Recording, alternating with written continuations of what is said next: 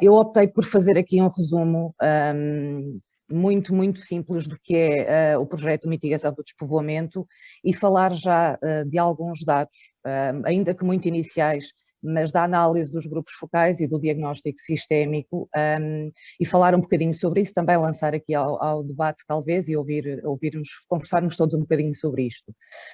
Antes de começar, queria só falar dos parceiros. A mitigação do despovoamento é um trabalho conjunto, portanto com a Associação de Agricultores de Castelo Branco, a Associação Distrital de Agricultores da Guarda, com a Animar, a CNA, a FIA Portugal e o Instituto Politécnico de Viseu.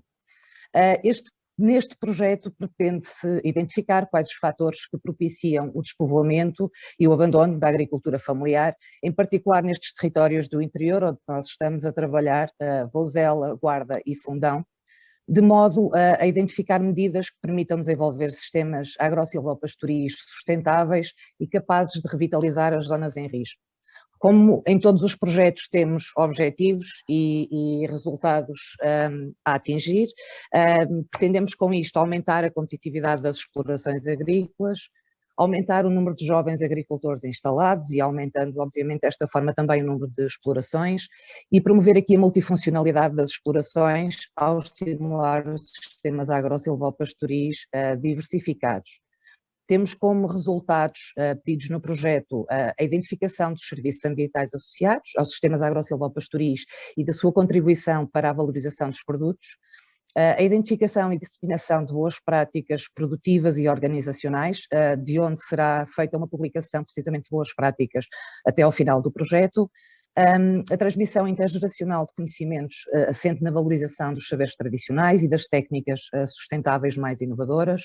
e, por fim, a identificação de medidas de política pública, aquilo que já foi aqui conversado, precisamente em contexto de revisão da PAC futura, que permita um ambiente mais favorável à atividade agrícola nestas zonas em risco. Falando aqui um bocadinho do trabalho que nós já fizemos, apesar de estarmos com algum atraso, como todos os projetos, infelizmente por causa da pandemia, mas nós já conseguimos realizar os 3 grupos focais, um em cada território, e aqui chegámos à conclusão que a discussão gerou-se em redor de 4 temáticas,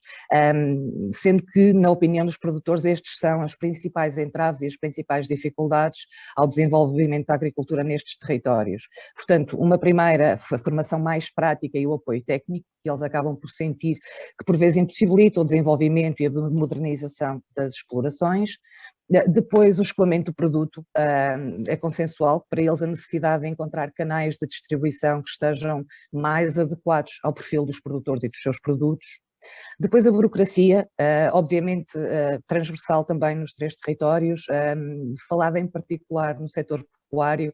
onde associado aqui também à falta do apoio técnico, eles têm muita dificuldade de realizar ou de expandir a sua atividade por limitações ao nível de licenciamentos e de outras obrigações legais que eles sentem que não estão de todo adaptadas à realidade local, aos conhecimentos, etc. E por fim, o acesso aos serviços públicos, lá está, pelo despovoamento que temos vindo a assistir nos últimos anos, tem vindo a encerrar também serviços como tribunais, serviços de saúde, escolas, entre outros, o que acaba por vir a desencorajar aqui a fixação de novos produtores. Depois, para além disto, está em processo de revisão ainda o diagnóstico sistémico e, portanto, estamos numa fase muito inicial da análise destes dados. No entanto, sendo este uma ferramenta de análise e permite-o também em conjunto com os dados recolhidos dos grupos focais, identificar aqui e validar algumas áreas de trabalho a desenvolver. Este diagnóstico sistémico contou com 3 etapas, portanto, uma análise à paisagem, depois entrevista aos atores locais e, por fim, os elementos estratégicos a desenvolver, de onde foi possível identificar 2 grandes áreas de trabalho. Uma primeira diz respeito ao desenvolvimento e ao fortalecimento da biorregião, como forma de permitir a produção sustentável de produtos agrícolas, valorização dos produtos através da certificação e do desenvolvimento da marca territorial, e por fim o desenvolvimento de um sistema de inteligência de mercados que promova a criação de produtos de valor acrescentado, a redução do desperdício e o desenvolvimento dos circuitos curtos.